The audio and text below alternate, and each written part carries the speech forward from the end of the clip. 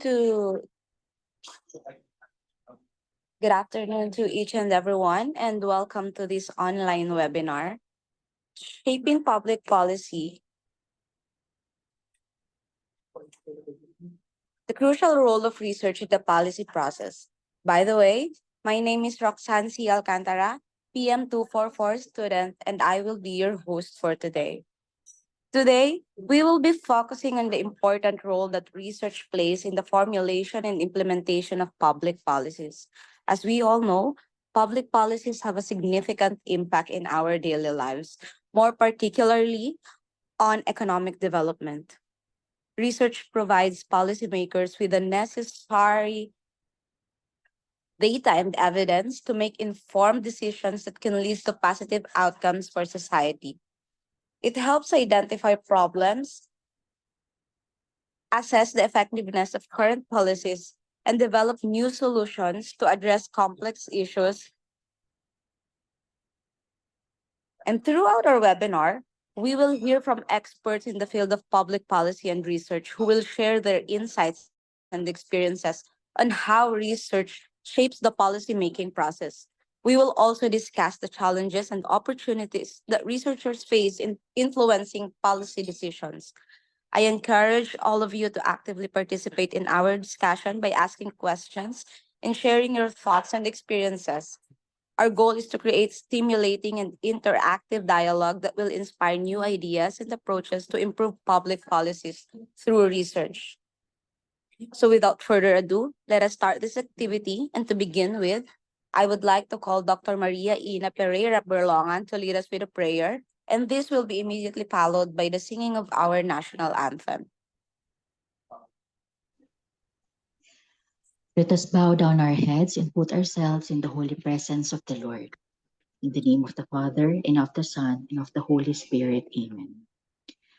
Dear Almighty and ever-loving God, we glorify and thank your name. You have showered us with so much blessings, and your presence continuously remind us of your faithfulness and guidance. We humbly ask for you to shower our speakers today of your greatest inspiration, so that they may share the most of their knowledge, heart and soul to their respective topics. May we also absorb the invaluable knowledge experiences and put them into practice, what we may learn today. We pray that you bless all in charge, that they may be able to fulfill their task responsibly, that the objectives that they have set may all be achieved. Your infinite blessing would mean the success of this training, and may we be living witnesses of your genuine love through the enactment of the knowledge acquired through this activity. We ask all this in the most holy name of our Lord Jesus Christ. Amen.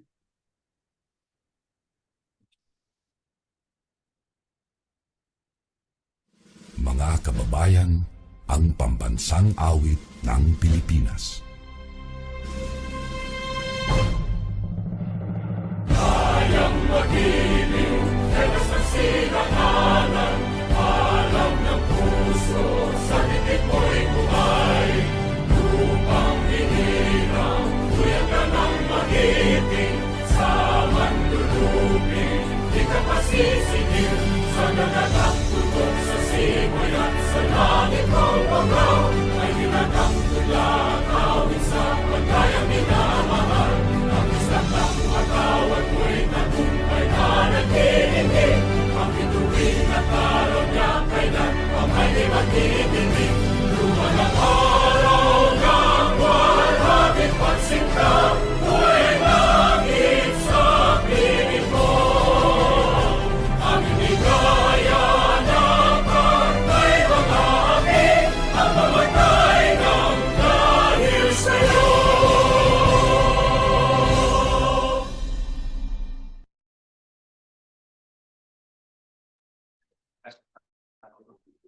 Okay. So yeah, before we officially kick off our webinar, let us start with a fun icebreaker to get everyone engaged and interacting. Okay. So I invite all of you to please grab your smartphones or tablets or computers and go to slido.com. Come on, everyone. Go to slido.com and can we share it here? What's the code that I have to input?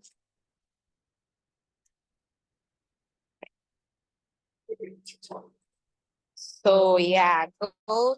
Please proceed to slido.com and then enter that event code 8794-852, and then let's see what are the fun questions out there.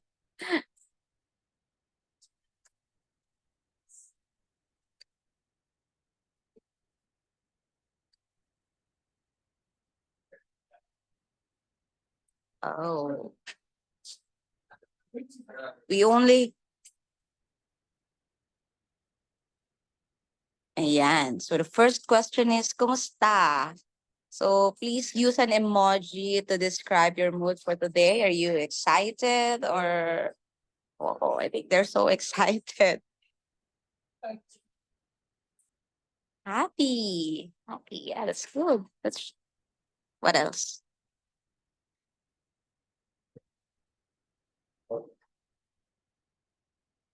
Sorry, very tita ako. I don't understand yung some of the emojis here.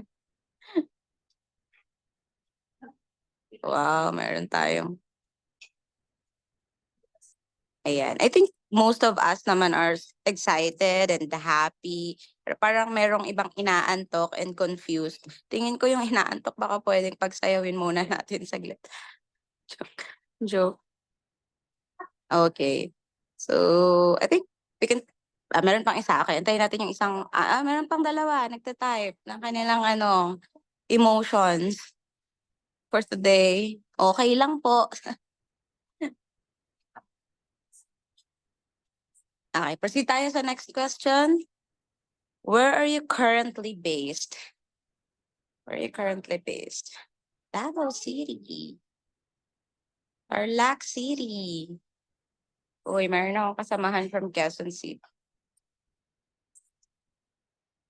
Panglao. Grabe, no? Iba-iba talaga yung locations from Manila. But most of them are from NCR. Oh, meron pa tayo from Los Angeles. Hello, hello, ma'am or sir from Los Angeles. Grabe, pang international talaga, oh. Mhm. Mimaropa. I'm in Mimaropa right now. I'm in Palawan. Cavite. Meron from Baguio, Pasig, Pinamalian. Okay. Dami. Let's just wait for the two participants for typing kung nasan sila. Okay. For the next question, what industry do you work in? So makikita natin. Oh, let's see. Sa mga kasamahan natin ngayon, I think majority ay from the government.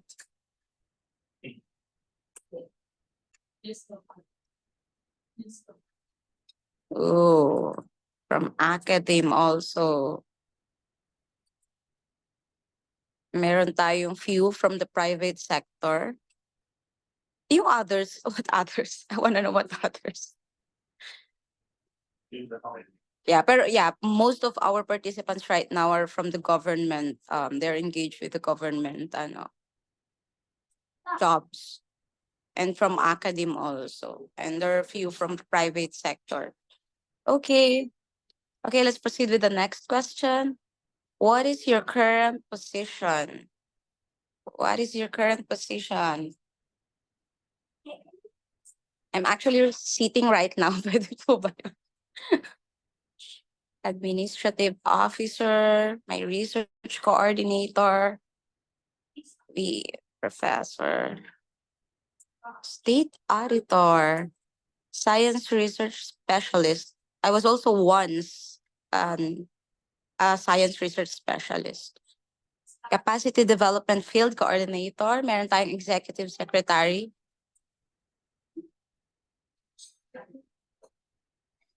Meron din tayo, asan yun nawala? Chief Meteorological Officer. Wow. Sana all my position. So, sana all my position daw. Okay, for our next question, we can proceed na siguro to the next. Where do you work or study? Where do you work? Like, mm, where do you work? Oh, meron tayo from UPOU, UPNCPAG,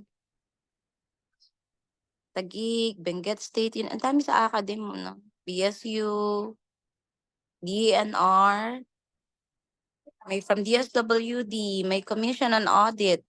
We also have from UP Diliman. So, iba-iba talaga siya. Government offices, may mga academe. GMA Network, wow. Artista siguro to. NAST, NAST. Camarines Norte State College. DOT, DOTR, DOF. Oh, Philippine School of Business Administration, Manila. Okay, let's proceed with the next dami.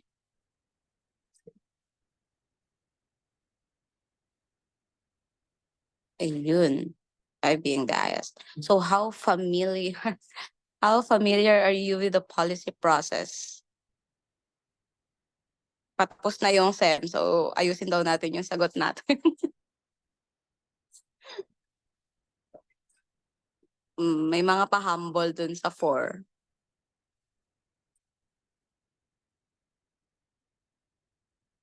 And sorry, hindi ko makita, masyadong maliit yung figure. Meron tayong like 30 ano? 33% ay ano to? Ano yung 4? Almost there. And meron tayong few na like they are really familiar with it. So 12% ng mga like participants natin. Oh, sino yung 1? Parang bakit merong 1? Okay. So we're done na on our icebreaker.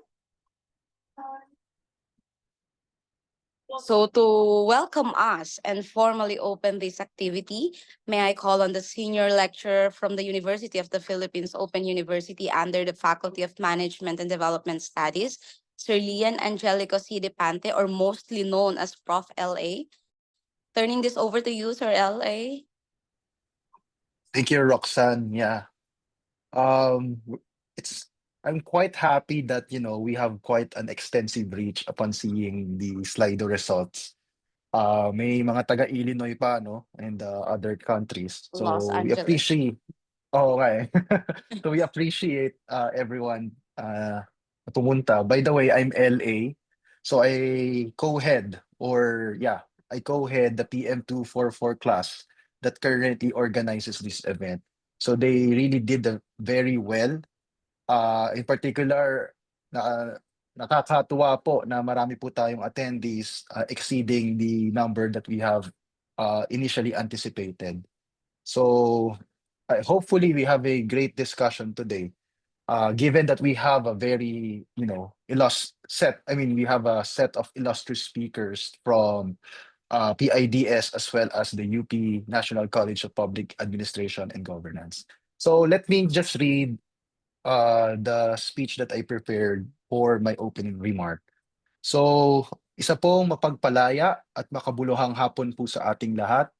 It's my great honor and pleasure to welcome all of you today to today's webinar, Shaping Public Policy, the Crucial Role of Research on the Policy Process, organized by the University of the Philippines Open University's Master of Public Management Program, TM244 students. In one of her widely discussed remarks, Senator Cynthia Villar once said, "Puro na lang kayo research," expressing a sentiment that many of us have encountered at one time or another. This statement, while a bit curious, is symptomatic of a criticism against researchers and academics. We scholars are usually confined to our ivory towers. Thus, this statement warrants a rethinking of how we relate and reach out to our raison d'etre, which is the Filipino people. We therefore need to bridge the gap between research and action, between the knowledge we generate and the impact it has on our society. Today, we are gathered to reflect on reaffirm the essential role that research and academia plays, not just in understanding the world, but in shaping and changing it. As we traverse the complexities of public ad and governance in our century, the 21st century, frameworks like the triple helix model of innovation sort of like reminds us that collaboration among academia, the private sector, and the government is not only beneficial, but essential.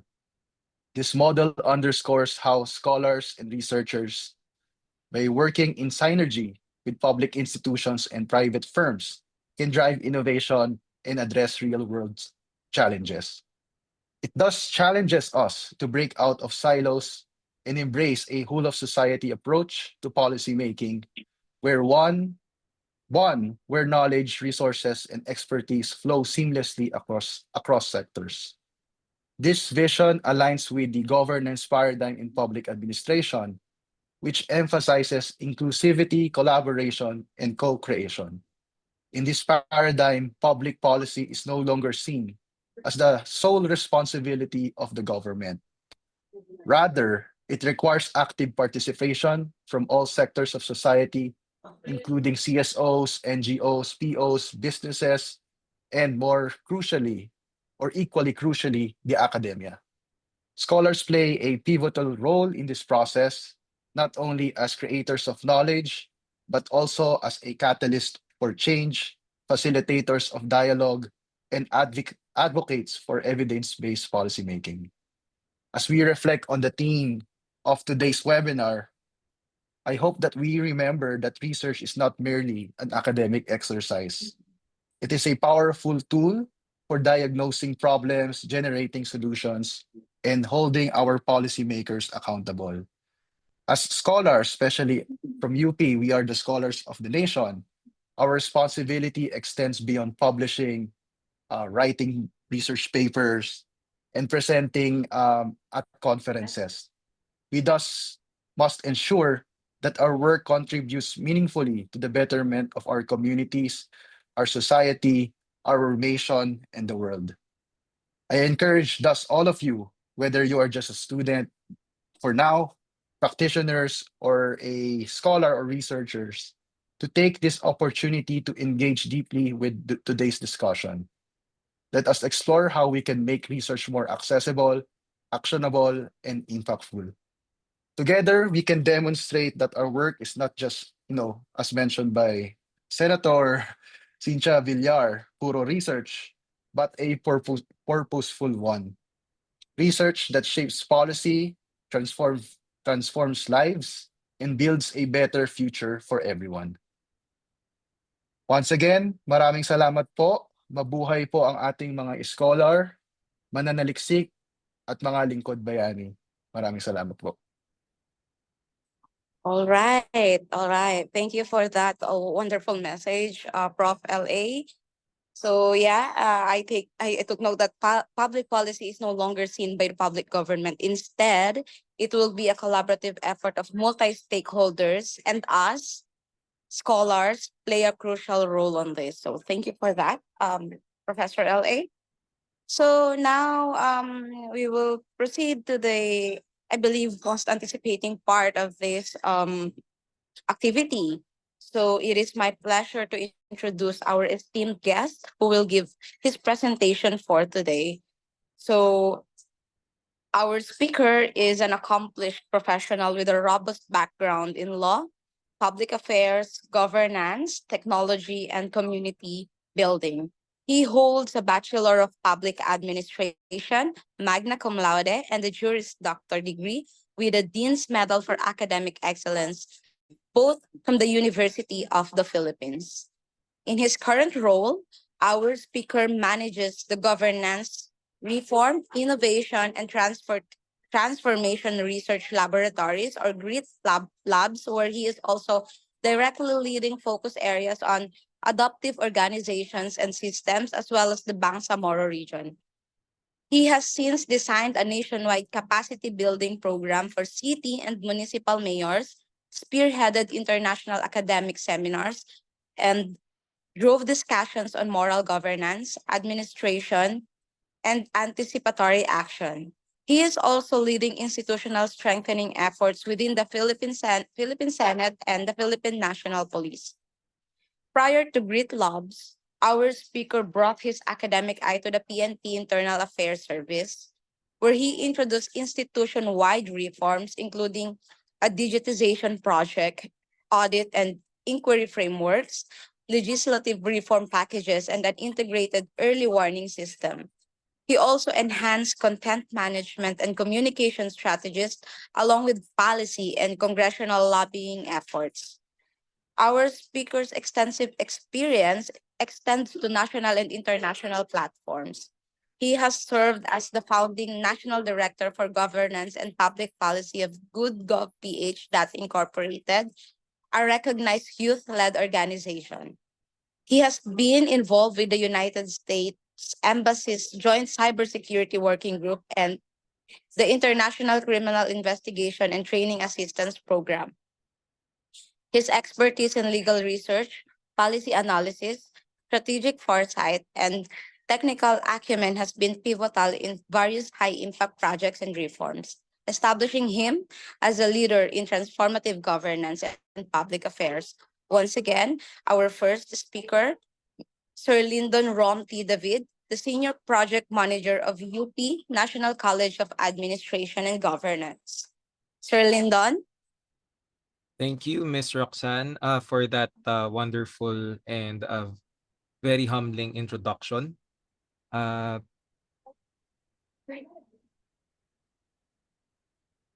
if I may share presentation.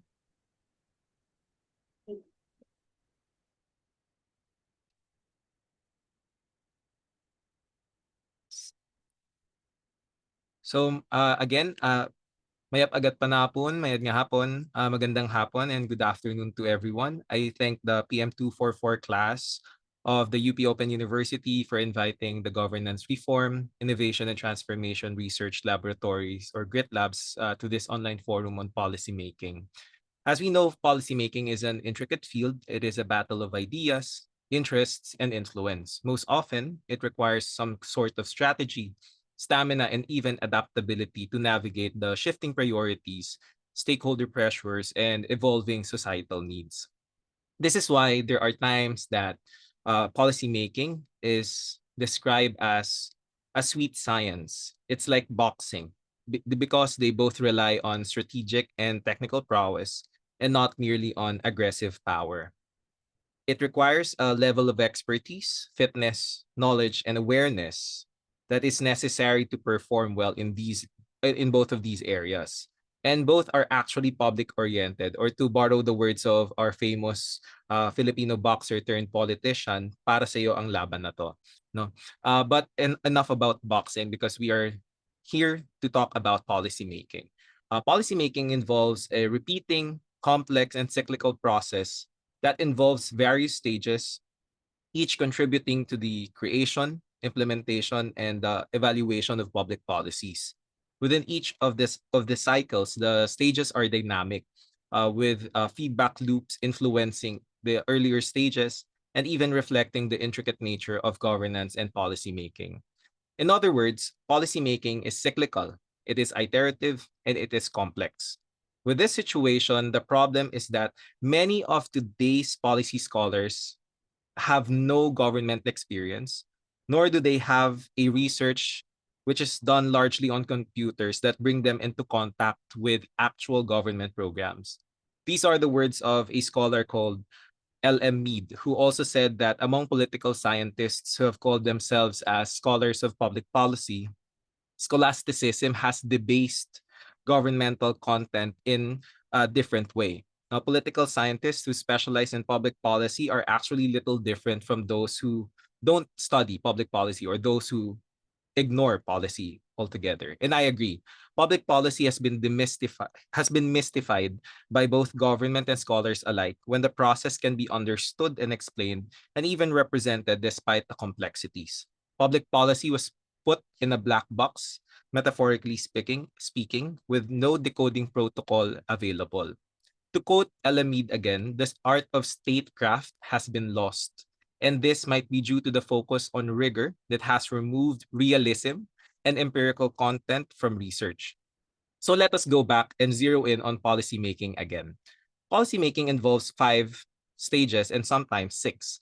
First is agenda setting, which is when we identify and prioritize issues requiring government intervention. It is influenced by various actors such as the public themselves, the media, and even interest groups. Effective agenda setting ensures that urgent issues are addressed while managing the competition for the policymakers' attention. Second is policy formulation, where we develop diverse options through research, analysis, and even stakeholder engagement. This stage involves negotiation and compromise because we need to produce viable and effective policy proposals. The third is decision making, where policymakers select the most appropriate policy option, considering the political, social, and economic factors. This process may involve legislative actions and, believe it or not, even executive decisions. Fourth is implementation, where we translate policies into actionable plans that require coordination among various stakeholders. These are attended by challenges like resource constraints and even resistance that can impact the effectiveness of implementation. Fifth would be evaluation, where we assess policies to determine whether they meet objectives or even yield unintended consequences. And these evaluations often lead to adjustments and hopefully lead to adjustments or the development of new policies. Sometimes we reach a sixth stage, which we call termination, where we discontinue ineffective and obsolete policies, and we need to feed them into the beginning of a new policy cycle. All of the stages and cycles require three main knowledge areas, which are, as I would say, essential. First would be policy analysis. Second would be political analysis. And third would be knowledge about the government. This is why, for one to understand policymaking, we must understand that policymaking is not only existent in the legislative branch. Policymaking happens even in the executive branch, in the judiciary, and the administrative agencies. And I have shared on the screen some of the examples of the policies that are happening within these branches. And while these processes are happening locally, policymaking is also present in the global scale. They arise out of treaties, customary international law, general principles, and such other sources. All of these, both national and global, policymaking requires a person to know how to navigate the policy process and what to comprehend in this process, where to locate the political structures and movements and how to understand them, and why and how governments work. Knowledge in one of the three areas that we have mentioned is inadequate and will doom a person to fail. The first role of the academe then is to equip a student with the necessary foundations for these three knowledge areas. Other than this, the academe plays a crucial role in shaping public policy by providing knowledge, fostering innovation, and enhancing governance through research, capacity building, and policy brokerage. The academe contributes to and influences policymaking through these three main areas: knowledge creation, research generation, capacity building, and policy brokerage. Universities are central to producing and disseminating knowledge. As highlighted by a scholar in 2012, they are hubs for intellectual inquiry, generating evidence based solutions to societal changes. And through rigorous research, academic institutions provide policymakers the insights necessary for informed decision making. Higher education institutions equip students and public administrators and leaders alike with the skills needed for effective policy analysis and implementation. Collaborative programs with government agencies facilitate experiential learning and build long term partnerships to address governance challenges. And universities also act as intermediaries between the researchers and policymakers and even the community by translating academic findings into actionable insights. This function as a policy brokerage fosters collaboration and mutual understanding, aligning research with practical realities. Although the challenges exist, of course, in terms of translating the insights into actionable policies themselves. For example, In domestic policy making or in the national arena, policy briefs and surveys have influenced laws over the years. And one of the most influenced or heavily supported by research is the reproductive health law. And I have put some explanation for how they used the policy briefs and surveys. In the international arena, the works of highly qualified publicists serve as subsidiary means of determining what the policy or law is in a certain case. And some notable examples would be the 1927 Lotus case, which relied heavily on scholarly work and opinions of professors, and the drafting of the Universal Declaration of Human Rights, which was led by the scholar and jurist Rene Cassin. In the Philippines, the National College of Public Administration and Governance is Asia's first and Philippines' premier institution for public administration and governance. It was founded in 1952 to address broader governance concerns, focusing not only on government bureaucracy, but also on the roles of the state and civil society in enhancing public service. It is driven by three key functions of instruction, research, and public service, which is executed through four specialized centers. And while the college and the centers have been involved in shaping policies and programs, there is a growing gap that needs to be filled. And that is the need for a multifaceted, multidisciplinary approach to societal and even institutional issues or needs. In Tagalog, isang gawain na may lalim, lawak at lapit. We cannot let policymaking be drowned in a pool of theoretical expeditions. While knowledge for knowledge's sake is good, it is not enough. Policies have to be grounded and be built organically from the ground up. The study and practice of policymaking can only be said to be working when it develops solutions that are effective and policies that are actionable. Thus, this gives rise to the need for policy laboratories. Policy laboratories operate through innovative and evidence based approaches that involve rethinking traditional policy development through what we call the REACT framework. The process integrates participatory methods and technological tools to ensure relevance and sustainability of outcomes and overcome barriers. These are the ideas that shaped the establishment of the GRIT Labs. The GRIT Labs is designed to be a collaborative institution that brings together policymakers and researchers to address societal challenges, evaluate programs, and test innovative solutions. Unlike our regular or traditional think tanks, it focuses on cross-sector partnership, integrating public, private, and even nonprofit stakeholders to foster innovation and enhance public sector effectiveness and efficiency. It operates with a cohort of fellows and an interdisciplinary team that combines functions including project management, data science and visualization, software development, and research and development to address complex policy challenges. Our approach is to distill complex research into accessible formats for policymakers, highlighting critical insights and identifying gaps in existing data. This also fosters collaboration among academics, policymakers, and the community, building trust and enabling co-creation. By identifying policy windows, we provided tools, and we continue to provide tools and evidence when they are and where they are needed most. At present, Grit Labs has 7 focus areas, which were identified to be impactful and relevant in the Philippine situation. We bring together fellows and a multidisciplinary team from diverse academic disciplines, including public policy, public administration, law, mathematics, economics, political science, sociology, statistics, computer science, and even human ecology. All of these under the management of the Dean of the NCPAG, who serves as program leader and lead researcher. Grit Labs aims to be transformative by identifying solutions that have potential to drive meaningful change, analyzing the factors contributing to policy outcomes, and converting research insights into tangible, practical solutions. By synthesizing participatory and evidence-based approaches, Grit Labs bridges the gap between theoretical frameworks and practical implementation.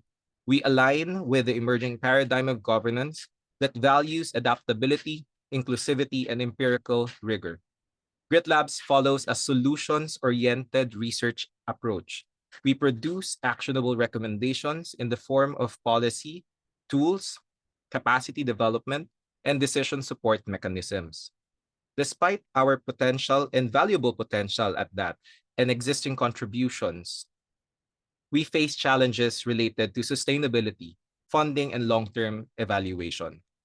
Nevertheless, our work as policy laboratories on integrating research with practical solutions make us essential actors in advancing evidence-based and solutions-focused policymaking.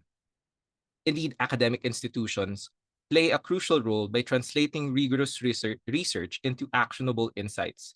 We need to bridge the gap between theoretical knowledge and practical policy actions. Through research capacity building and platforms like policy laboratories like ours in Grit Labs, the academe helps navigate the complexities of governance. The labs in particular serve as dynamic spaces where academic research is co-created and applied to real-world challenges, enabling the development of practical solutions that address immediate policy needs. By fostering collaborations with government bodies and the community and applying evidence-based and participatory approaches, we do not only contribute to solving policy problems, but also strengthen the foundation for long-term development and most especially effective, responsive, and more sustainable public policy. With that, I thank everyone for listening and thank you very much again for this invitation.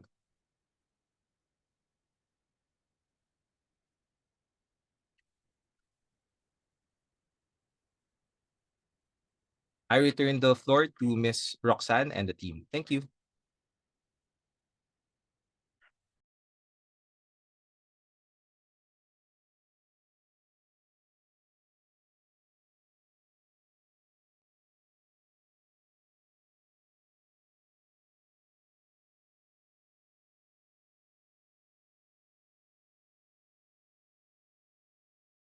Okay, sorry for that. Thank you for that presentation, Sir Lyndon. I know most of our participants right now are so eager to ask questions, but guys, save it for later since we have our open forum portion, so you can throw all your questions and inquiries to our speakers then. So for now, we will proceed to our next presenter. So yeah, another esteemed guest for today is from one of the most prestigious research institution in the country, Institute for Development Studies. I'm sorry. So our speaker for today is currently a supervising research specialist at the PIDS. He is also finishing his doctoral research essays on the economics of water in northern Mindanao at the University Catholic in Belgium. So his research interests are water demand management, poverty, climate change, and agriculture. In 2015, he was a grantee of a training in the economics of climate change by the World Fish and Economy in the Environment Program for Southeast Asia in Vietnam. And in 2017, he attended a short course in International Economic Development Program of the Graduate School of the Chinese Academy for Social Sciences in Beijing and Shanghai, China. He was a guest lecturer of development economics at Xavier University, Ateneo de Cagayan, and was a part-time faculty at the Carlos L. Chu School of Economics, De La Salle University. He also had a short stint at the Office of the Chief Economist at the Department of Finance just this year, 2024. So our speaker for today, Sir Adrian B. Agbon.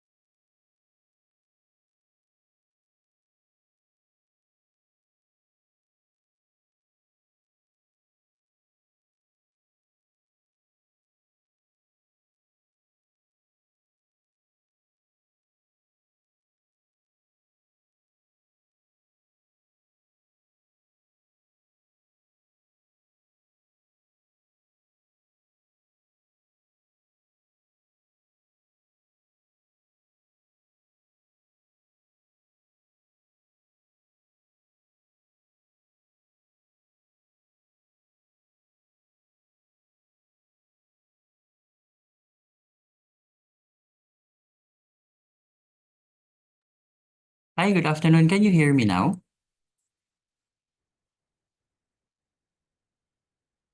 Yes, Doc, we can hear you. Okay, thank you very much. So, for the record, I'm not yet a full-fledged PhD. I'm still finishing my doctoral degree in Belgium, as introduced. But anyway, thank you very much for inviting PIDS in this very nicely and very timely topic on shaping public policy, the crucial role of research in the policy process. And I'm sharing the PIDS experience. So the outline for today, for this lecture, would be overview of PIDS mandates and activities. So allow me to share what PIDS is doing for the past 47 years, and allow also me to share the organizational chart and personnel very quickly. And then the very meat of the topic today would be the PIDS experience of informing policy and program design. And then one slide on closing thoughts. Okay. Next slide, please. Next slide, please. So next slide. So the Philippine Institute for Development Studies was founded on September 26, 1977, enabled by Presidential Decree 1201. Through more than 40 years of existence, PIDS has gained national recognition for useful work on economic development issues and policies currently facing the nation or its future. These recognition extends beyond its borders, especially in the Asia-Pacific region. In Southeast Asia, it is considered the foremost government-supported think tank. And basically from our founding father, or the father of PIDS, as we call him, Dr. Jerry Sikat, PIDS was established primarily to respond to the demand for comprehensive studies that can guide and support policymaking and planning in government. So PIDS is a bit unique. It's a government-owned corporation. It's a non-stock, non-profit government research institution having a corporate character. And this very corporate character defines the independence of PIDS. Next slide, please. So the corporate mandates are: number one, PIDS should provide rigorous analysis of socio-economic problems and issues to support the formulation of national plans and policies. Secondly, establish a continuing channel of communication among policymakers, planners, and researchers. And number three, promote the utilization of research results. So PIDS research outputs are sought after not just from the academe, but also from our policymakers, particularly the House of Representatives. So we provide inputs to um, policies that are thrown to us, especially with expertise from our research fellows at the PIDS. Next slide, please. So the mission of PIDS is to provide forward-looking, responsive, and evidence-based policy research and actionable advice required in the formulation of development plans and policies, and to enable informed public discourse in the country, not just relying on populist policies, but we provide, for instance, PIDS had a policy paper on the universal free tuition education in the universities, which is quite costly for the country. So PIDS had an input into that. The vision of PIDS, the next slide, please, which will be revisited by next year. By 2025, PIDS is the country's leading source of policy research and advice and a globally recognized think tank. And our core values in the next slide is that P stands for professionalism. We abide by the standards of competence and the highest level of ethical norms. I stands for integrity. We deliver our services with honesty, trustworthiness, and accuracy. And letter D, dedication. We fulfill with passion our commitment to our clients, which normally are other government agencies. And then letter S, service orientation. We recognize and serve the interests of the Filipino people promptly and diligently. So what makes PIDS quite unique with other research institutions? In the next slide, please. Is that PIDS does only socio-economic policy-oriented research. Its main clients are the policy-making and planning bodies of the Philippine government. So every year, every cycle, we consult national government agencies and even local government agencies as well with regard to our formulation of research agenda. Compared to research units of government agencies, PIDS focuses on long-term socio-economic policy-oriented studies. It has a certain degree of independence and also administrative flexibility. And this is quite more of a unique branding of PIDS. Now, it has a degree of independence. When we mean independence, in the next slide, please, PIDS has its own board of trustees, which is composed of development experts from government, academe, research, and private sector, coming from the business side as well. PIDS is guided by a research agenda that is revised and updated every 5 years, which will be next year, by an independent group of experts to reflect new and emerging development issues. So the results of PIDS studies are presented and discussed through various types of fora that are typically organized for multi-sectoral audience. For instance, the current PIDS research agenda is entitled Catching Fire or the Fourth Industrial Revolution as the Global Economy Reshapes. This is in response to the demand for systematic and comprehensive studies that can guide and support planning and policy making. The PIDS regularly crafts a 5-year research agenda to have an objective prioritization of prevailing domestic and global issues that affect the country. So again, it covers emerging policy issues that needed to be studied thoroughly, not only by PIDS, but other research and academic institutions as well. Also, this research agenda is anchored on the Ambition Natin 2040 as a guiding vision. And the report proposes topics revolving on the major following themes. Again, the fire or the fourth industrial revolution, climate change, trading arrangements, competition framework, and of course, poverty and inequality. The next slide, please. Let me briefly revisit the organizational chart and personnel of PIDS. So as you all know, PIDS is under the National Economic and Development Authority, the socio-economic planning arm of the Philippine government. It supports NEDA's mandate of national development planning by conducting analysis of development issues and providing policy advice. Again, it is anchored on the Philippine Development Plan.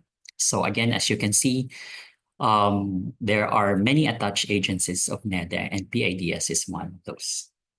So the PIDS Board of Trustees, in the next slide, please, is headed by the Secretary for Socio-Economic Planning and NEDA Director General, Honorable Arsenio M. Balisacan, and the current president is Dr. Aniceto Orbeta. Members of the Board of Trustees would be Dr. Gilbert Lianto, Dr. Maria Cynthia Rose Bautista, and from the Ateneo de Manila University President, Father Roberto Yap. Very quickly, let me go over to our organizational chart and personnel. And this is the current structure of PIDS. And let me focus you to these research fellows, research staff, and support staff as well. So with expertise and several research agenda, these are the 8 major research areas of PIDS. So as you can see, it's more varied, encompassing across sectors, agriculture, environment, and natural resources, human development, labor markets and poverty, institutions, law, governance, and economics, macroeconomics, regional and urban development, science and technology and innovation, trade and industry, international economics, and gathering of new data or methods and sources. And in order to fulfill these core research areas, PIDS maintains expert fellows, as we call them, who lead the conduct of PIDS studies. So among the nuances or expertise of these research fellows are specifically on population and health economics, applied economic modeling, statistical analysis and poverty measurement and diagnostics, agri-statistics, education statistics, climate change, survey design, data mining, and statistical analysis, and a lot more. And then urban services, agricultural science and resource economics, and some other fields in the next slide, please. Next slide, please. So other research areas of the PIDS fellows include regional development, energy and other infrastructure sectors, demographic economics, rural development and international development, health economics, health insurance, econometrics, and economic evaluation. So let me proceed to the to the more relevant topic for this forum, which is on experience in informing public policy and program design.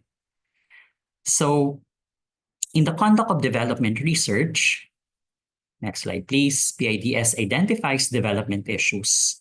So it was also mentioned earlier, to formulate the research agenda, consult partners and stakeholders. So we do this regularly with other national government agencies. And we also look at the global literature, for instance, on what possible interventions for poverty reduction, particularly that when we look at poverty, it is multidimensional and it has many forms of poverty. And then we identify gaps in existing sectoral analysis and engage our stakeholders at the end.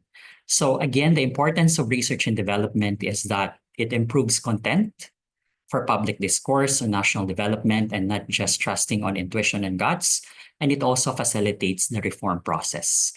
So we aim at PADS to provide research inputs to elevate discussions of development issues. And we also provide a venue for discussion of these development issues. However, of course, there are quite some challenges as well. In the next slide, please. We want to elevate the discussions and the need for evidence-based policies or evidence-informed decision-making because decisions and policies impact the lives and even the status of the economies. One particular example I can cite here is that PIDS was closely involved or is closely involved in the evaluation of the government's conditional cash trans or the 4Ps. So learning from labor market outcomes changes over time. This is a study of a panel of 4Ps beneficiaries in the Philippines who gets monitored among Philippines 4Ps children and why it matters for their non-monitored siblings. PIDS also provides some policy notes written for the Second Congressional Commission on Education or EDCOM2. And some of these are advancing teacher education and development in the Philippines, the learning crisis in the Philippine education and overview, basic education quality is the now frontier senior high school. What do additional years of basic education schooling buy? And when students fail to learn, getting education governance and finance policy. So again, these evidences identify effective solutions, reduces uncertainty, and guides implementation of effective solutions in the context of scarcity of resources in government as well. And then again, as mentioned in the previous slide, these avoids reliance on intuition or outdated practices. And sometimes we even extend to some populist policies. It strengthens public trust through transparency and accountability. So another sort of example would be some studies of PIDS on education, where to from here, and responding to the challenging needs of the labor market. So an overview of the country's technical vocational education. Next slide, please. Again, encouraging an evidence-informed environment should entail the following: invest in data infrastructure and research capacity, not just in PIDS, but including our partners in the development sector. Foster collaborations between policymakers and researchers, making sure that the output of PIDS research will be consulted and even translated to a more concrete policy actions or intervention programs, and promote a culture of openness to evidence and experimentation, providing training on evidence and interpretation and use, and ensure timely and accessible dissemination of findings.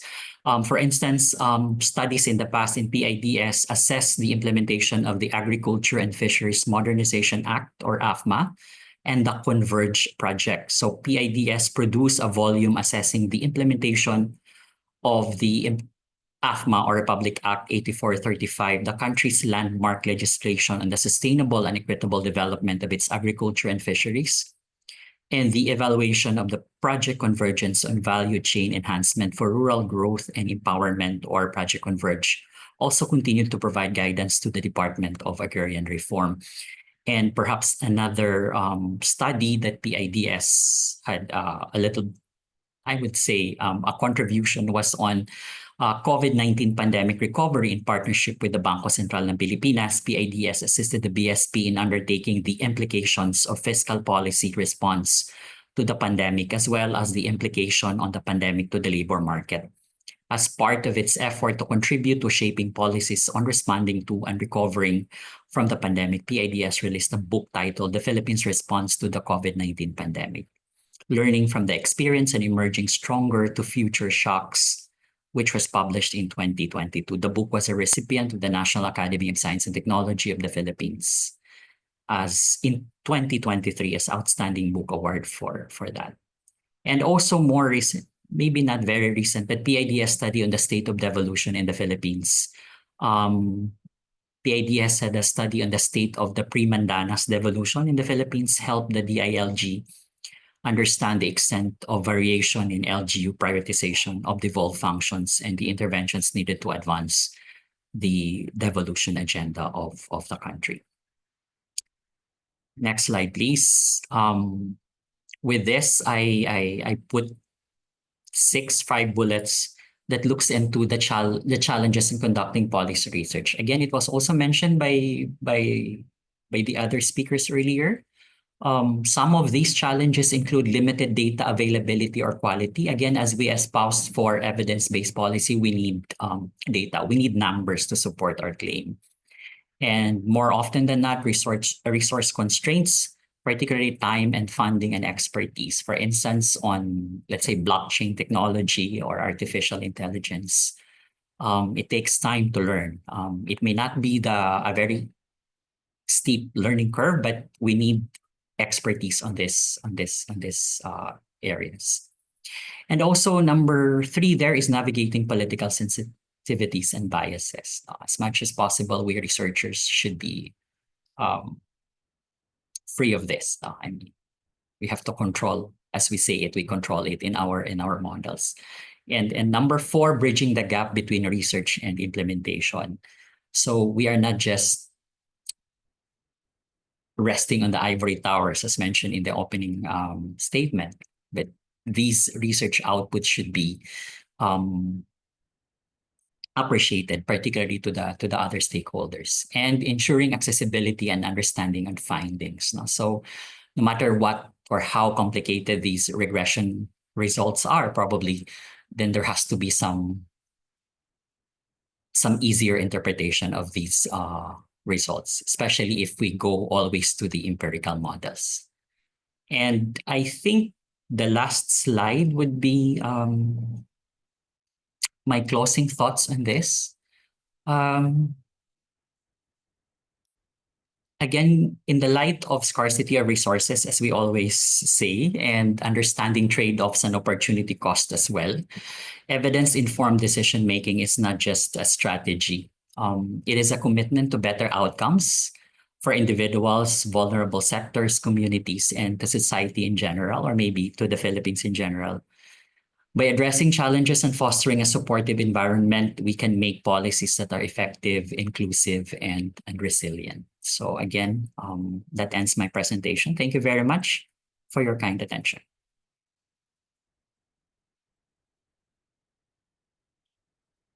Back to you, please. Thank you.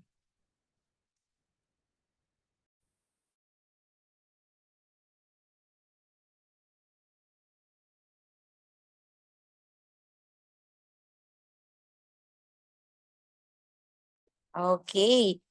Thank you once again, Sir Adrian. So now that we've had the opportunity to hear from our two esteemed speakers, I'd like to open the floor for any questions and or comments that you may have.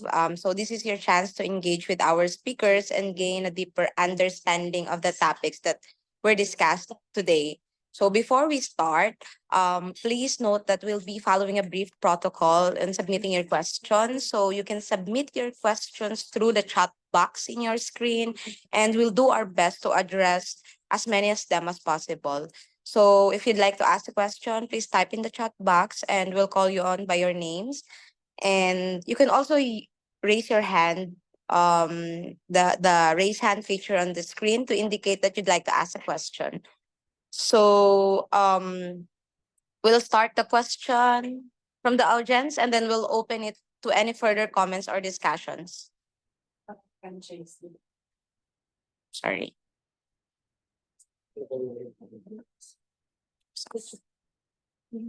Let's get started. Who has a question? You can type in the chat box.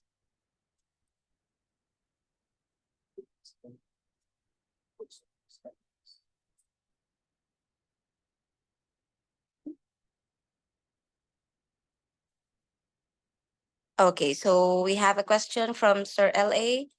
Okay, Prof. LA. Yes, first of all, thank you to our speakers for that very extensive discussion. From my end, I personally learned much from you.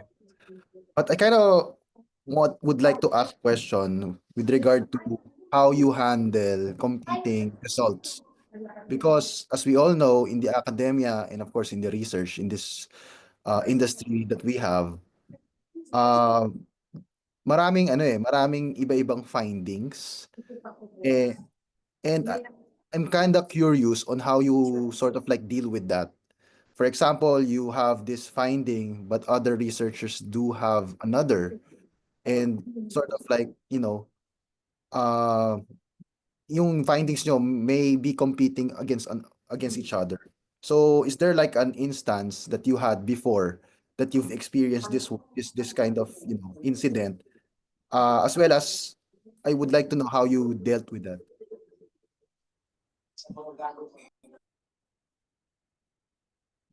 The question is addressed to any of our speakers.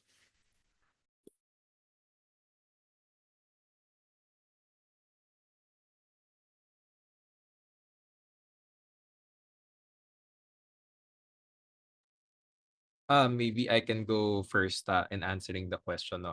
In terms of the Grit Labs experience, since it's a fairly new policy laboratory within the NCPAG community, we have not yet experienced so far, in at least, the competing results in terms of the research areas that we're looking at right now, and most especially in terms of the laboratories where we are currently doing some sort of policy experimentation. We have not yet experienced that, but in a previous work that I've done, no, but that is more concerned with policy lobbying and congressional lobbying. We have experienced differences in views and results that arise out of the framing, at least, of the issues that we have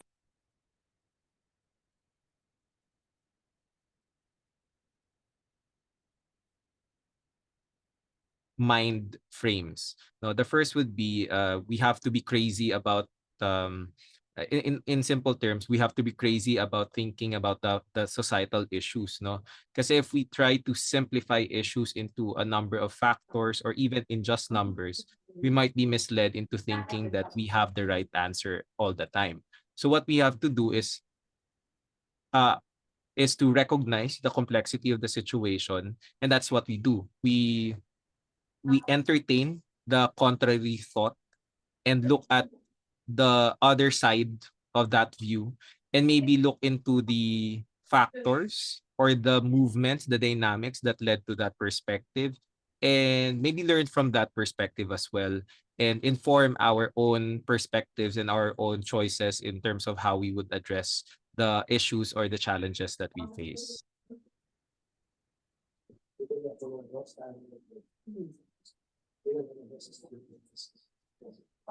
Yeah. I hope you can hear me. So, based on my research experience at PADS, normally what we do is we gather primary data, and then when we process the data and write the report, the results, the implications, or the policy implications, what we do normally is go back to the community, go back to the field, and try to validate whether these are issues, these are real, these are acceptable implications. And so far, the projects I've handled on women and disability and children and disability, and then we also deal with climate change and agriculture in Benguet, in La Trinidad.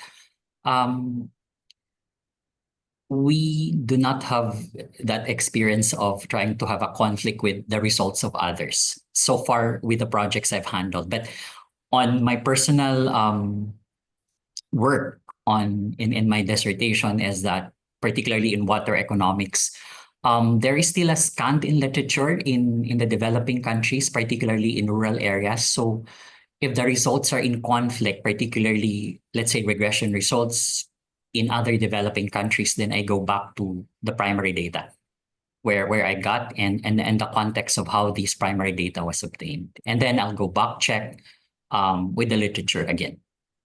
I cannot normally compare some results with developed countries because, for instance, very specifically in water economic sector, they have a different water economic sector in developed countries than in developing countries. So I'll go back again and check with other developing countries, particularly those that are quite similar in status with the Philippines. So that's on my personal work, but on the PIDS work, I haven't experienced those sort of conflicting results with other studies. Thank you. And if I may add, no? If I may add po dun sa earlier na nasabi na, um, what we do in the grit labs, at least in terms of the structure that we have, in order to synthesize as early as possible the competing views, is when we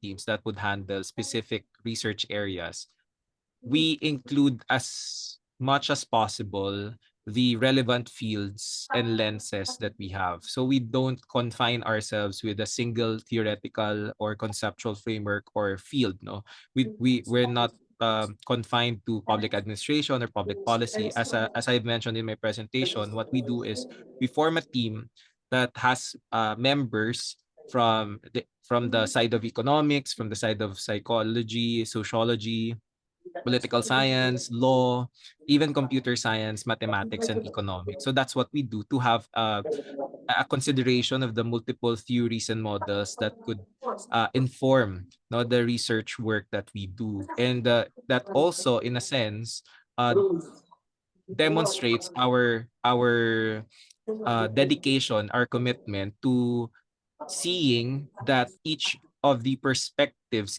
given by these scholars add value to our research, to our analysis of the situation in specific contexts. And then the second would be we always contextualize, of course, our understanding and our findings that maybe some of these views are valid under different conditions. So we have to look into the different cultural context or even the time frames or the methods that were used. Maybe in those situations, in those conditions, they are valid. And ours, from our side, maybe we are also valid in different conditions as well. So we have to see or at least develop a hybrid uh, system of working it out by identifying the common ground and accepting the differences, and then later on find way to synthesize everything that has to help the policy choices that we have to make.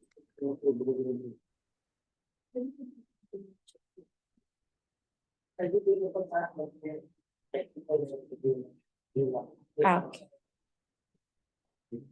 Okay, Prof. Ali, I think your question was answered by both of our speakers, right? So we can move to the next question. We have here at the chat box two two questions. The first one is from Johannes Paulo Bacani. So the question is, we have environmental policy in waste management in our company. How we use existing research to improve our policy system? So, so how are they going to use the existing research to improve their policy system? I think that's the question. Sir Adrian or Sir who wants to answer first po?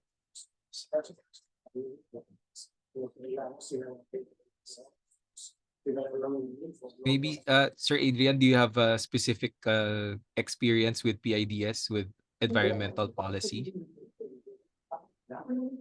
Unfortunately, I'm not in the group of environmental policy, but Sir Johannes, I think some simple nudges would do a lot of things on my because when I study water resource management, the literature has this nudging behavior, no, from Thaler and Sandstein, that you can actually do some nudges in order for people to, you know, to do the right thing with the very least cost intervention. Meaning you don't have to coerce people to do something, but just simple nudging messages would do a lot of things. I think within the company or within the organization, it might be quite a funny as an example. But if you go to a men's urinal, sometimes you would see this fly. There is this fly in the men's urinal in that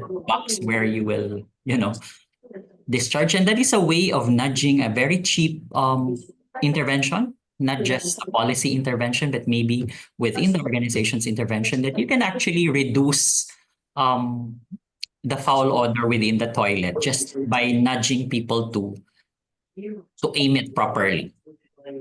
So I don't know if the analogy might be off, but simple nudges could do a lot of things without having to go through a lot of policy directions or memos, etc. As I get in the question, there is a waste management policy in their company, how we use existing research. Yes, there are simple nudges that could do a lot of things within the company, meaning least cost of doing some interventions. That's the basic point that I'm trying to convey. Yeah. Thank you. If I may add, I agree with Sir Adrian po, no, that nudges would really do a lot. And this is informed by what we call in political economy or even public policy, yung strategic behavior, where we use nudges to change at least or to inform the behavior that we want to see, no. Siguro Sir Johannes, in terms of your concern of improving the policy system within your company, the first thing you have to answer is there a need ba talaga to change or improve your policy system? Because there might be I, I'm not sure of what is the status of that policy in your company, but I am sure that there might be some strengths in terms of the current system, because we don't really need to change or work out every time the wheel. And that's a problem for many policies that we have, na parang ang mindset natin is we only have a create or destroy mindset when it comes to policy. But in terms of the existing policy that you have to check if there is really a need to change. And if there is a need to change and you know some research that could inform the change that you want to see, maybe you can use communications as a tool to call for the changes, no? Kasi I think it's a matter of messaging, of communicating to the policymakers or decision makers in your company that there needs to be some change. And most of the time, it's a communication problem rather than a use of the existing research.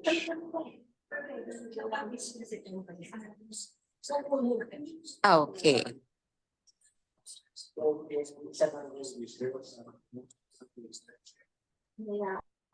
So we have a lot of questions in the chat box already. So I can proceed with the next one, siguro.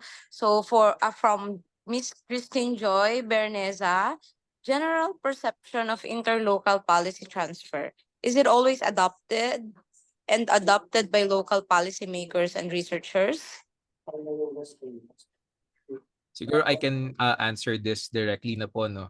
Ano first, um, Ma'am Christine, in terms of the interlocal policy transfer, uh, to be honest, we have yet to see in the Philippines a more humble, I should say, and more bluntly, I should say, a more humble policy transfer for the local government units. Because we have to understand, as I've mentioned earlier, in terms of policy making, it's not only policy analysis that would be necessary. we also have to understand the political underpinnings, no, the political dynamics that attend this. And in terms of interlocal policy transfer, kanya-kanyang LGU may yabang kasi. So we cannot really force everyone to adopt a certain policy that works for another locality. So that's one. So that's the political side. The policy side is the policy might have worked for a certain local government, but we might need to adjust it and know how to adjust and where to adjust for it to be transferred properly, adopted properly to your concerned local government na wala kayong policy.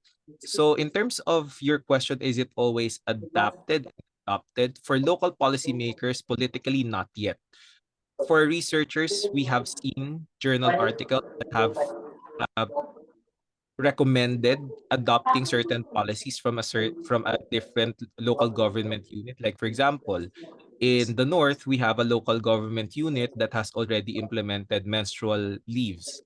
But you would not see those that kind of ordinance in other local government units. And the politics there is nakapasa siya in local government because the local chief executive is a female.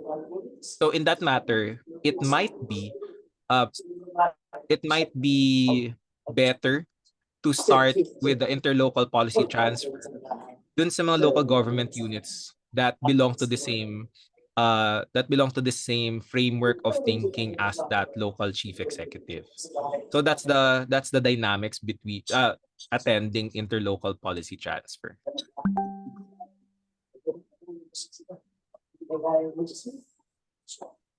Do you have an additional answer for that, or can we uh, proceed with the next question po?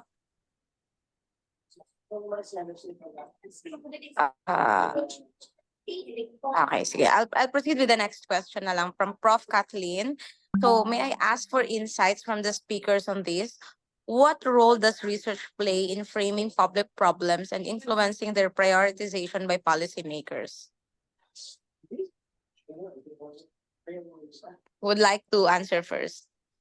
Sir Adrian or Okay, I'll try to frame my thoughts on this. That in the experience of PIDS, we always say that we espouse evidence-based policy. I think we've done our part in trying to put in the table what's the most urgent, and whatever happens in the Philippine politics, at the end of the day, there are still many poor people around. Agriculture is still very vulnerable to extreme weather events. So those are the things that should be appreciated at the policy level and for our policymakers. But sometimes we get carried away with what is more popular at the present. As you all know in the media and the news. But then again, at the macro level, when you look at the country's numbers, sometimes you would say, okay, there is a burgeoning public debt or there is a problem with fiscal deficit. And the top level economic managers would always look at this first. What should be done with inflation? What should be done with unemployment? What should be done with the public debt or budget deficit? So at the end of the day, it is the appreciation of the policymakers which are the most urgent and what's needed. No? And I think let us not forget that we have social protection policies as well. But then again, it goes back to how policymakers would tend to, look at finances, because as I've mentioned always, there's always a trade-off. Resource constraints. We all know that we cannot just spend and spend and spend on this, but there are always implications. For instance, if you increase the budget for this department, there has to be some trade-off with other departments. So I think how do we frame it is more of who are we electing with and what's the priority of this policymaker, or do we really push on hard things to them that at the end of the day, these are the issues that matters in the country? Yeah, that's it. Thank you. I'd like to chime in also in this question. As I've mentioned earlier in the presentation, while knowledge for knowledge's sake might be good, it is not enough, especially if we take on the situation as researchers that we have the social responsibility to raise questions that some people would not like to raise. And in terms of framing the public problems and influencing the prioritization by policymakers, one thing that we have to remember is when we do research, we find evidence, but we also produce the evidence that can be used by these policymakers to support whatever they want as policies to shape how we govern this country. And sometimes, the evidence that we use can be that we use and produce in our research can be misused by these policymakers.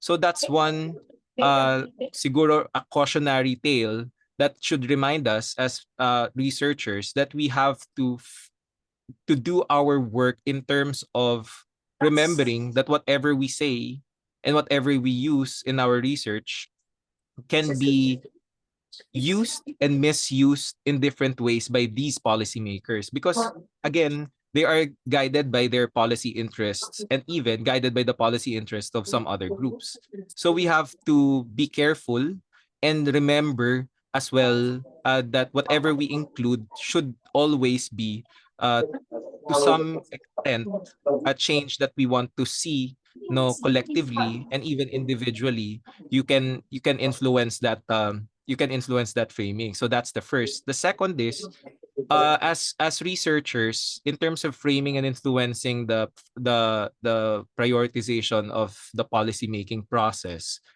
sometimes we don't need to, wait for a research to be produced or to wait for the proper candidate, the proper politician to espouse the same views as ours. We have to make the issue an issue of national concern ourselves. We have uh the necessary academic bearing.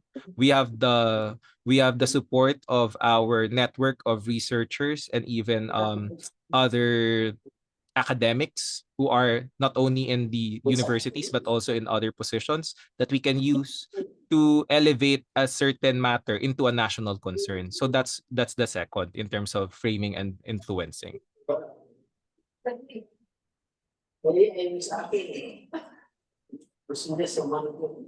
Yeah, that was the answers were acknowledged by Prof. LA. I Prof. Kath, sorry. Um Thank you for that, Sir Adrian and Sir Lyndon. I think I will proceed with the next question na po from Sir Eugene Beltran. Medyo mahaba lang po siya. In policymaking, evidence is often regarded as critical input for informed decision making. However, policymakers hold significant power over how they interpret and apply this evidence. And in some cases, it may even be selectively used or misrepresented to justify predetermined positions. So the question is, how can we ensure that evidence is utilized ethically and effectively in policymaking? And what safeguards can be put in place to prevent its misuse? Or is this an inevitable challenge where policy researchers can only strive to do their best and hope that those in power will act rationally and ethically? Who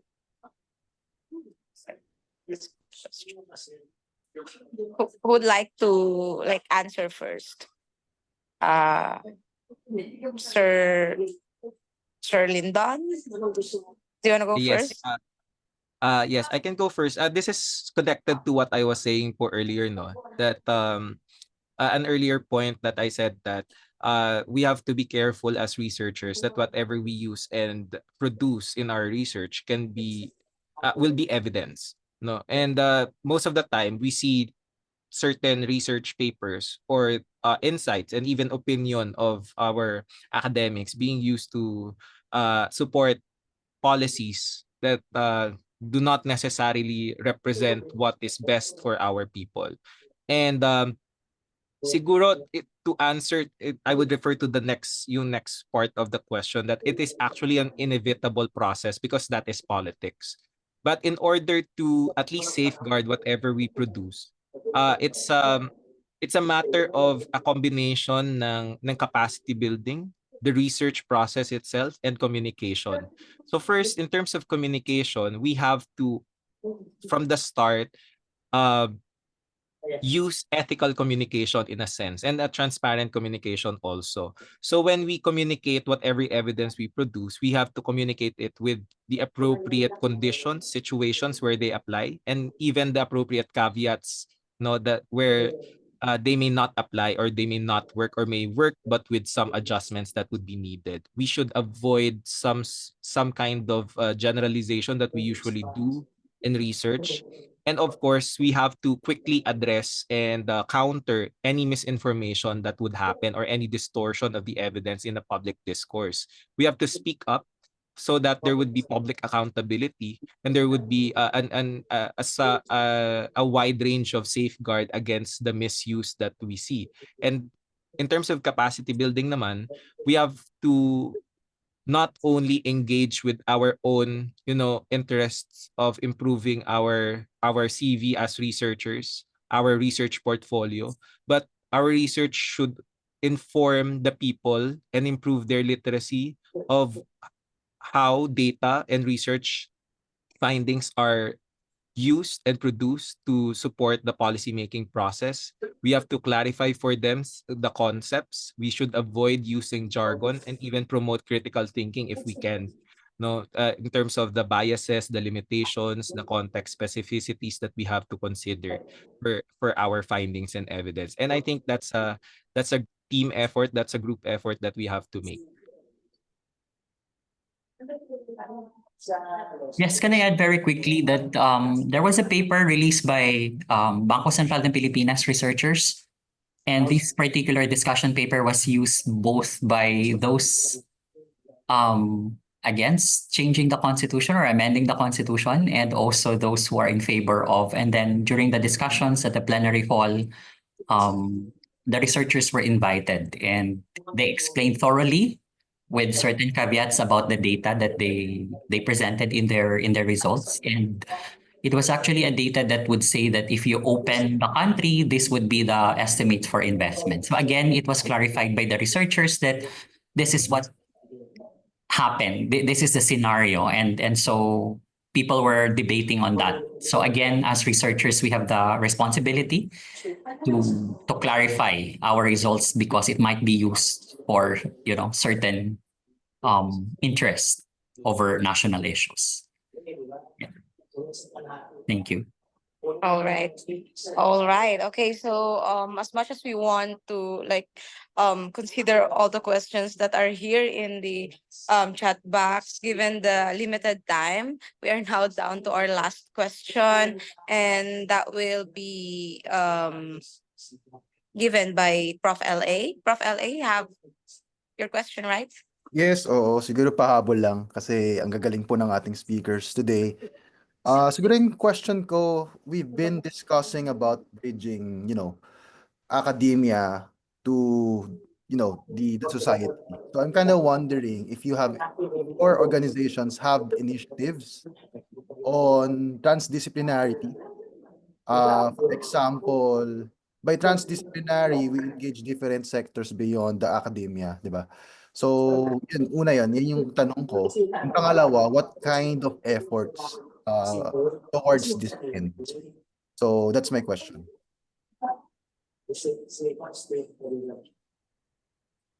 So, just for an example, yung UP Resilience Institute, based on their research, are creating or composing songs. May mga ganong klaseng efforts. So, I'm kind of wondering if, PIDS, stations like, the NCPA Grit Clubs are doing the same. So maybe I can go first again. In terms of Grit Labs, as I've mentioned kanina sa presentation, we have a very diverse pool of people. We have people from political science, from computer science, economics, data science, etc. So for the work that we do, the structure itself, the composition of the team is already cross-disciplinary.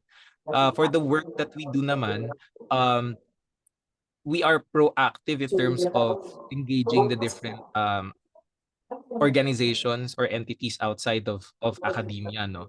And the research that we do, it's not for knowledge sake lang, as I mentioned earlier. We are solutions focused in Grit Labs.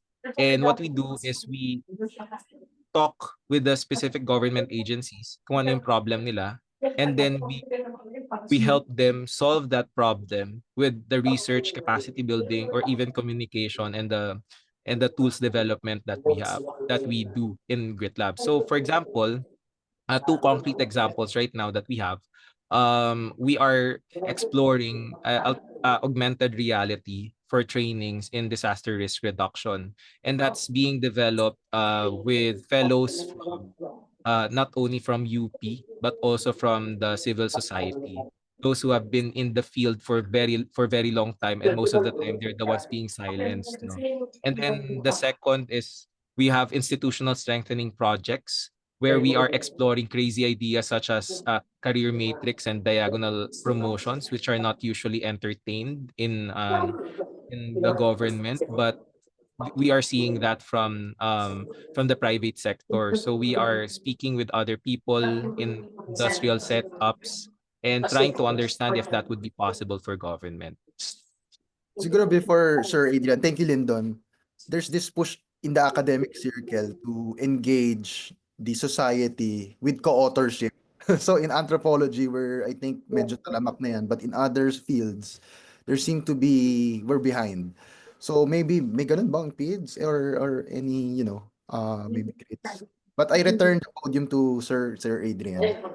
Yes, thank you very much. PIDS naman, I think, is very open to collaborations. In fact, based on my previous projects with PIDS, we've had collaborated with SUCs around the country on a specific project, specifically on agricultural insurance. So we've worked with at least 5 universities or 6 universities around the country, and gladly we bring them together at PIDS for a workshop, a right workshop, and then for their discussion papers, working papers. It's more of co-authorship, as you mentioned. So it's open naman siya. There's a modality for that, especially if yung project is a large-scale one that involves a survey that is nationwide or at least selected regions around the country. So meron namang experience ako, first-hand experience on co-authorship or collaboration for that.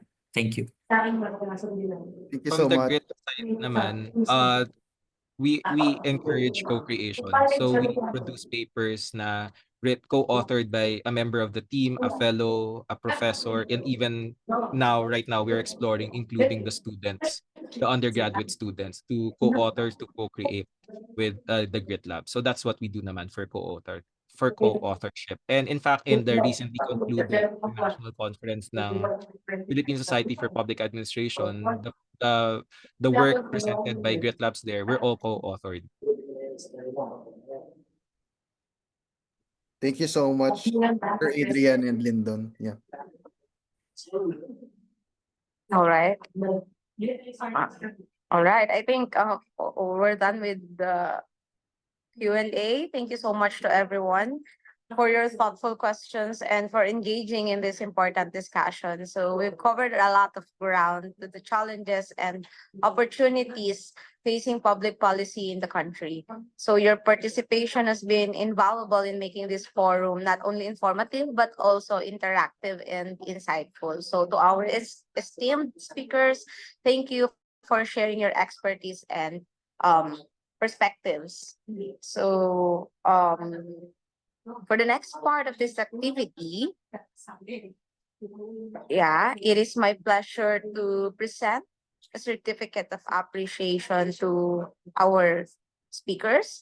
So the certificate of appreciation is presented to first, Sir Lyndon Romty David, in recognition for his outstanding contribution as resource speaker at the webinar entitled Shaping Public Policy, the Crucial Role of Research in the Policy Process, given this 12th day of December 2024, signed by Lian Angelico C. Pante, Senior Lecturer of UPOU FMDS, and Kathleen Joy A. Gabaon, Senior Lecturer of UPOU FMTS. And also, to the certificate of appreciation is presented to Adrian B. Agbon in recognition for his outstanding contribution as resource speaker at the webinar entitled Shaping Public Policy, the Crucial Role of Research in Public Policy, given this 12th day of December 2024, and signed by Lian Angelico C. Lepante and Kathleen Joy A. Gabaon, both a senior lecturer, UPOU FMS. Thank you so much to our speakers. So before we conclude today's webinar, I would like to take a moment to extend my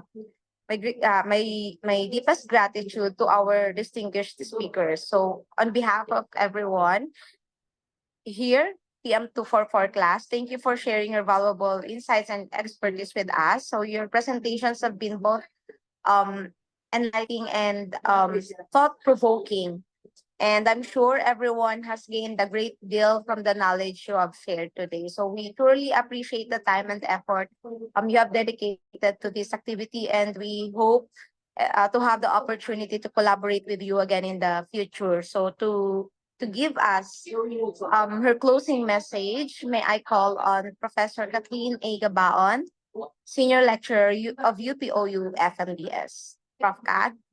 Thank you, Roxanne, for the introduction. On behalf of the PM244 class of the UPOU Master of Public Management program, I thank you all for joining this very insightful webinar on the role of research in the policy process. Our discussion have underscored the crucial role research plays in shaping evidence-based and effective policies.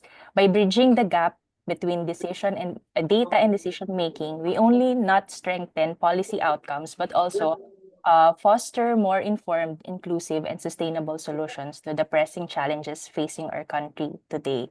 So as we conclude this webinar, I encourage each of you to reflect on how the insights shared today can inspire and enhance your work, whether you are a researcher, student, advocate, policymaker, or civil servant. Each of you has a vital role in fostering collaboration and ensuring research translates into meaningful policy actions to drive positive change. Again, thank you very much to our speakers, to Sir Lyndon David of UPAG, and to my PIDS colleague, Sir Adrian Agbon, for your valuable contributions and insights to this webinar. And of course, to the PM244 class for their dedication in organizing this event. And of course, to all the participants of this webinar for your active participation. This session has sparked ideas, encouraged dialogue, and strengthened your commitment to advancing the vital connection between the research and policy. Once again, maraming salamat po, and we wish you all a productive and inspiring day ahead. Thank you, everyone. Thank you, Prof. Kat. So I would like to kindly remind everyone to fill out our post-evaluation form. So yeah, this one. So your feedback is, of course, crucial to us to just um to help us improve our future activities, of course, and to ensure if we address the topics that matters most to you. So a QR code for the evaluation form has been displayed on your screen. Please, we would greatly appreciate if you could take a few minutes to fill this out. Ayaw po ang QR. No longer accepting responses daw po.